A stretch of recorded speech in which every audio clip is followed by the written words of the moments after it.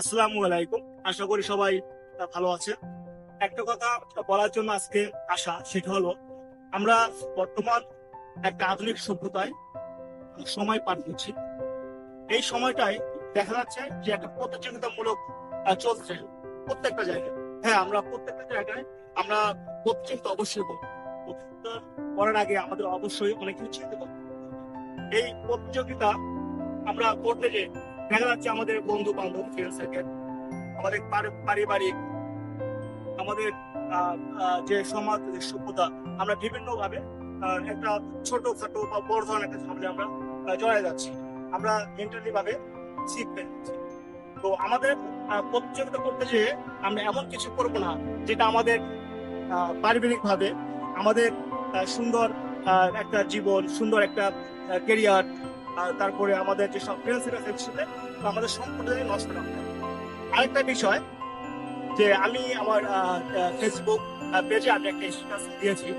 যে স্ট্যাটাসটা ছিল এ ধরনের, যে মানুষ সৌন্দর্যের পূজারী, যে কোনো সুন্দর জিনিস পেতে মানুষ ব্যাকুল হবে।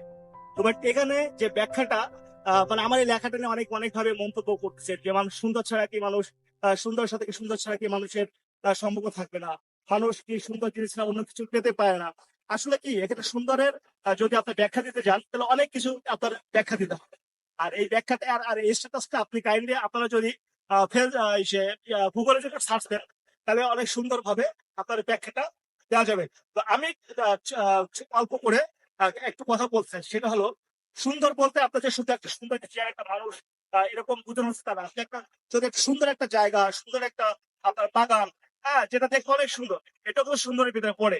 আবার এই সুন্দরের ভিতরে আবার অসুন্দর থাকে, আবার অসুন্দরের ভিতরে সুন্দর কিছু থাকে। তো আমরা এই ছোটখাটো এই জিনিসটা নিয়ে আমরা চুল ছেঁড়াছেড়ি না করে, যদি কারো ডাউট, যদি কোনো সন্দেহ থাকে, বা এটা জানা যদি কোনো খুব ইচ্ছা থাকে, সেক্ষেত্রে আপনার আপনার গুগলের একটু সার্চ দিবেন, আরো সূত্র পাবেন। ওকে, ধন্যবাদ।